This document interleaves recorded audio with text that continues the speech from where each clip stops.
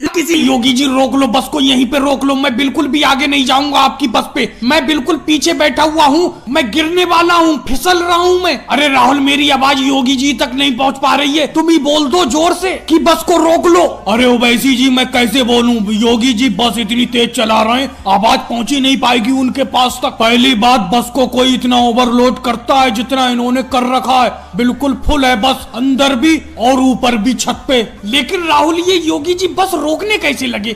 अब तो बस की स्पीड हल्की हो गई, लगता है रोक रहे हैं। ये क्यों रोक रहे हैं? यहाँ तो कोई स्टॉप है नहीं। अरे अमित शाह जी, क्यों रोक रहे हैं? सामने देखो, कोई इंस्पेक्टर साहब बस को रुकवा रहे हैं। अब तो योगी जी की बस का चालान जरूर कटेगा, क्योंकि ओवरलोड बस है। अरे भाई, ऊपर वाले भैया जो ऊपर बैठे हो, सुनो मेरी बात, सुनो जी। बोलो, क्या बात है? अभी हम इतनी जोर से चीख रहे थे बस को रोक लो रोक लो, तब तो तुम बिल्कुल नहीं बोले। अब क्यों हमें आवाज दे रहे हो? अरे भाई, इसलिए आवाज दे रहा हूँ, सामने कोई इंस्पेक्टर साहब बस को रुकवा रहे हैं। अगर वो पूछे ये बस कहाँ से कहाँ जा रही है तो बता देना कि ये बस बारात में जा रही है। ये मत कहना कि किराए पे मैं सवारियों को ढो रहा हूँ। भाई मैं तो बिल्कुल झूठ नहीं बोलूंगा। तुमने मुझसे पिछले गांव से अगले गांव छोड़ने के पूरे 15 रुपए लिए। मैं तो इंस्पेक्टर साहब को बता दूंगा, ये बस बारात रात में कहीं नहीं जा रही है। ये भाई साहब बस को किराए पे चलाते हैं, भाड़े पे चलाते हैं। चलो, मैं तुम्हारा किराया वापस कर दूंगा, लेकिन तुम ये बोल देना कि ये बस बारात में जा रही है। ठीक है भाई, अब तो बोल ही देंगे हम, हमारा किराया वापस कर देना, फिर हमें झूठ बोलने में क्या जाता है। अरे भाई, मेरा भी किराया वापस करो, नहीं तो मैं बोल दूंगा इंस्पेक्टर साहब से कि ये बस किराए पे चला रहे हैं, समझे? चलो भाई, तुम्हारा भी वापस कर दूंगा, लेकिन तुम्हें ध्यान से ये बोलना है कि ये बस बारात में जा रही है, बारात की सवारी है सब इसमें। रोको भाई, बस को रोको, यहीं पे रोक लो, बस को यहीं रोक लो। जी सर जी, बोलिए, क्या गलती हो गई हमसे? बोलिए। गलती की बात करते हो? अपनी बस की हालत देखो, ओवरलोड बस है, और ये बहाना मत बताना कि तुम बारात में ले जा रहे हो इस बस को, ये बारात की सवारी है सब। अरे प्लान ही तो फेल हो गया यहीं पे, ये तो पहले ही कह रहे हैं कि बारात का बहाना मत बताना। भाई अब तो चालान नहीं बच सकता। भाई ऊपर वालों सुनो, अब तुम्हारा किराया मैं लेकर रहूंगा, क्योंकि मेरा भी अब ओवरलोड में का पैसा दो ना दो, लेकिन मेरे पैसे चुका दो। आपके घर के बार बार चक्कर लगाते लगाते और पैसा मांगते मांगते मेरी चप्पल घिस गई। अगले इस पैसे का क्या करोगे? पैसा तो आती जाती माया है, आज तुम्हारे पास है, कल मेरे पास होगा, कल मेरे पास है, परसों किसी और के पास होगा। लेकिन मोदी जी, मुझे नहीं लगता कभी आपके पास पैसा होगा। अगर आपके पास पैसा होता तो आप हमारा उधार चुका ही ना देते।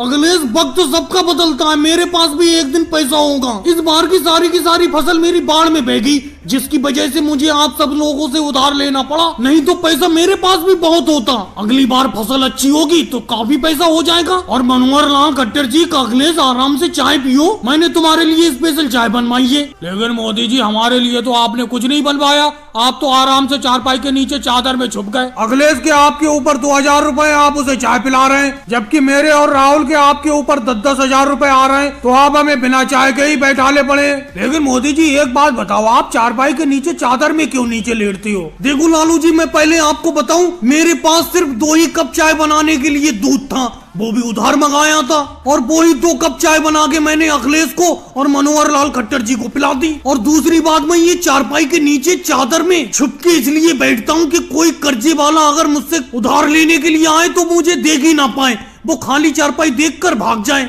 अरे ये लालू जी, पैरों की आहट किसकी आ रही है? मोदी जी, ये तो योगी जी चले आ रहे हैं अपनी तरफ। अरे इनसे भी मैंने 25,000 रुपए उधार लिए थे, ये भी पैसे लेने के लिए आ रहे हैं। इनसे कहना मैं घर पर नहीं हूँ, मैं अंदर चादर के नीचे सर छुपा ले रहा हूँ। अगर किसी ने मेरे बारे में बता दिया तो उसके पैसे नहीं दूंगा। अरे लालू जी, मोदी जी कहाँ पर हैं और तुम सब लोग कैसे बैठे हो? योगी जी, मोदी जी तो खेतों पर काम करने के लिए गए, हम तो उनका बैठे बैठे इंतजार कर रहे हैं, शाम को आएंगे वो। लेकिन एक बात समझ में नहीं आती, ये अखिलेश और मनोहर लाल खट्टर जी तो चाय पी रहे हैं, जब मोदी जी घर पर नहीं है तो मोदी जी के घर पर ये चाय कैसे पी रहे हैं? अरे योगी जी, ये चाय तो हम अपने आप घर से लाए थे, हमें मालूम है मोदी जी तो कर्जे में डूबे पड़े हैं, वो तो हमें चाय पिलाएंगे नहीं, इसीलिए हम घर से ही चाय ले आए थे। और योगी जी, हम सब लोग भी घर जा रहे हैं, आप भी घर जाओ, मोदी जी जब शाम को आएंगे तभी उनसे पैसे लेने। स्मृति ईरानी जी, ये बात मुझे बिल्कुल पसंद नहीं आई, तुम्हारी ये बात बिल्कुल अच्छी नहीं लगी मुझे, साफ साफ तुम्हारे मुंह पर कह रहा हूँ मैं। ये बताओ, आपने हमें अपने घर पर दावत पर बुलाया था और आपने हमारे सामने सादा चावल रख दिए, कम से कम इस चावल के साथ कोई सब्जी तो लाओ, तभी तो हम खाएंगे।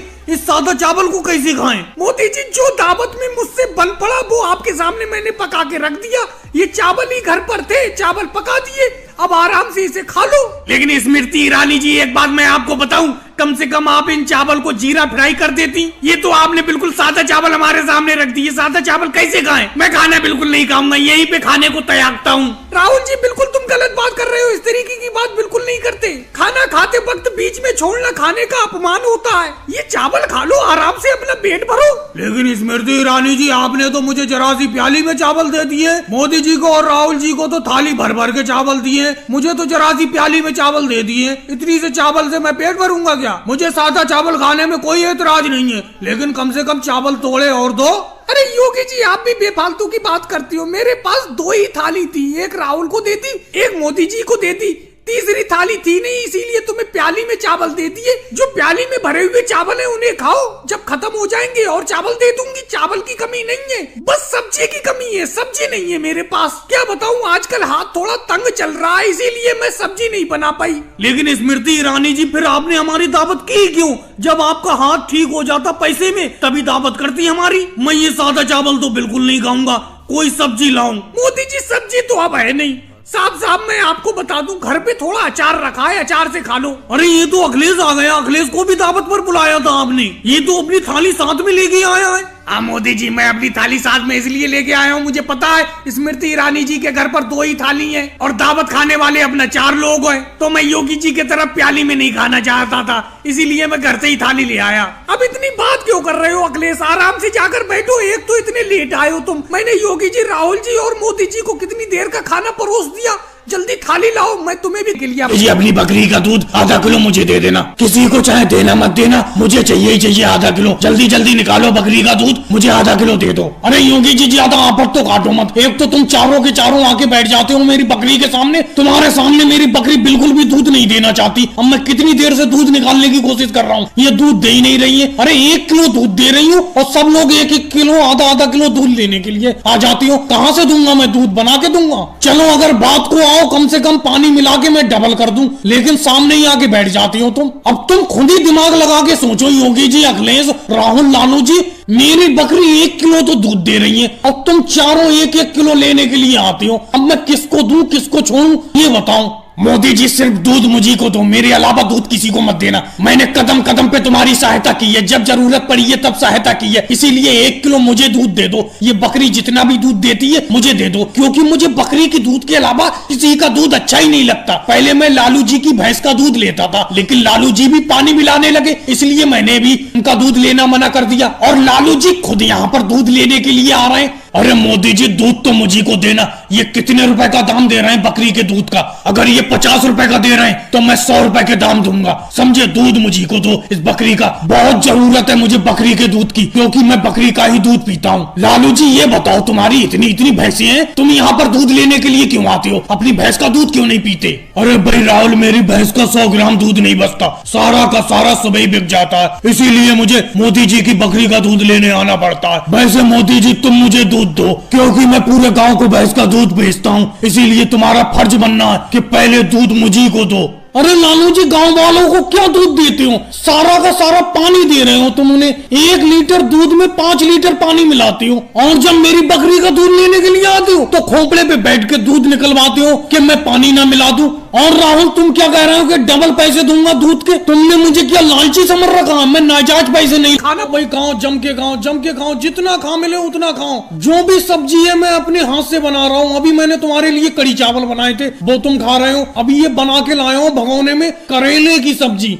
अब तुम करेले की सब्जी खाना, समझे? लेकिन तुम एक दूसरे का मुंह क्यों देख रहे हो? ये बताओ, खा क्यों नहीं रहे हो? अरे राहुल, अखिलेश, लालू जी, योगी जी, केजरीवाल, कैसे एक दूसरे का मुंह देख रहे हो? कुछ तो बोलो, कुछ बोल क्यों नहीं रहे हो? अरे और कड़ी चावल चाहिए, कड़ी चावल मांग नहीं पा रहे हो इसीलिए मुंह देख रहे हो? या करेले की सब्जी दूं जो ये मैं बना के लाया हूँ अभी भगोने में? अरे क्या मोदी जी, मुझे एक बात बताओ, तुम खाना बनाना सीख रहे हो तो हमारी रोज दावत क्यों कर देते हो? अरे कल तुमने भिंडी की सब्जी बनाई थी, उसमें इतना तेल डाल दिया था कि घर जाके मेरी उल्टी उल्टी होते होते बची। अब तुम हमसे पूछ रहे हो कि एक दूसरे का मुंह क्यों देख रहे हैं? तुम्हें लग रहा है हम कड़ी चावल और मांग रहे हैं? अरे बड़ा मुश्किल से यही कड़ी चावल खा पा रहे हैं, इसलिए मुंह देख रहे हैं हम, क्योंकि तुम्हारे कड़ी चावल में मिर्च के अलावा कुछ है ही नहीं। हम मोदी जी इससे ज्यादा खाना नहीं खा पाएंगे, कह देते हैं हम तुमसे। यही कड़ी चावल तुम्हारे नहीं खा पा रहे हैं और ऊपर से तुम करेले बना के ले आए। मुझे तो ये सोच सोच के हंसी आ रही है कि मैंने तुम्हारी इतनी मिर्च के ये कड़ी चावल खा लिए, सुबह शौचालय में क्या होगा? अरे मोदी जी ये बताओ, इतनी मिर्चें डालती हैं कड़ी में कि बिल्कुल खाए नहीं जा रही ये चावल,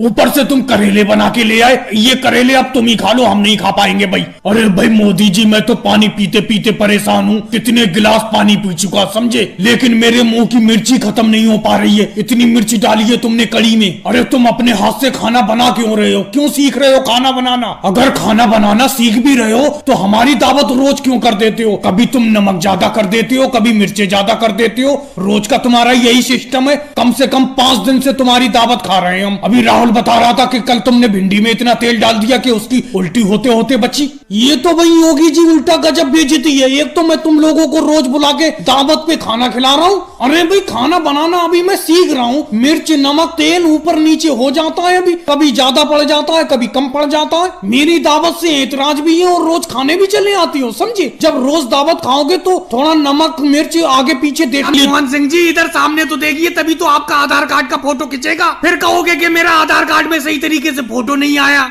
राहुल मेरे आधार कार्ड में मेरा नाम सही तरीके से लिखना।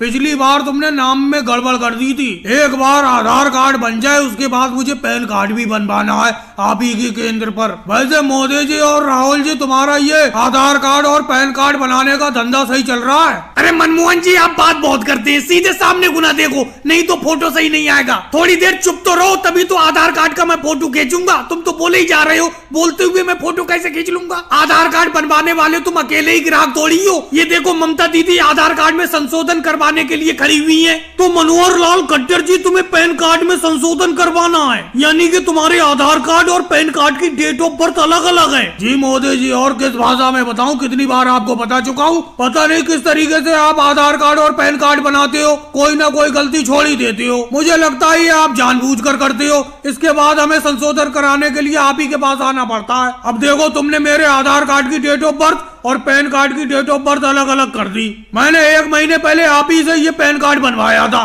अरे मनोहर लाल खट्टर जी ये हमारी गलती थोड़ी है, टाइपिंग करते टाइम हाथ फिसल जाता है इधर उधर, तो इसमें हम क्या करें? ये तो गलती किसी से भी हो सकती है। गलती क्या आप नहीं करते जिंदगी में? कोई हर व्यक्ति गलतियों से बना होता है समझे। अगर मुझसे गलती हो गई आपकी date of birth PAN card में सही डालने में, तो इसमें मेरी क्या गलती? मोदी जी गलती आपकी थोड़ी है, गलती हमारी है जो आधार कार्ड और पैन कार्ड बनाने के लिए हम आपके केंद्र पर चले आते हैं। केजरीवाल जी ने भी तो आधार कार्ड पैन कार्ड बनाने का केंद्र खोल रखा है, हम उनके यहाँ पर तो नहीं आते। ये बताओ राहुल, मनमोहन जी का फोटो कितनी देर में खींचेगा? कितनी देर से ये बैठे हुए हैं? या मैं यहाँ से जाऊँ केजरीवाल जी के केंद्र पर जाऊँ? अरे नहीं ममता दीदी, बस 5 मिनट का काम और बचा है। 5 मिनट तक यूं ही खड़ी रहो, उसके बाद मैं आपके आधार कार्ड और पैन कार्ड में संशोधन करूंगा। अरे खड़ी तो हुई मैं, बैठने तक को तुम नहीं कह रहे हो। एक बेंच कम से कम डाल दो जिससे कि ग्राहक आकर बैठ जाया करें। सारे के सारे ग्राहक आकर खड़े हो जाते हैं। केजरीवाल की दुकान पर देखो कितनी बेंच पड़ी हुई है, इंतजार करते हुए उन्हें जरा सी भी तकलीफ नहीं।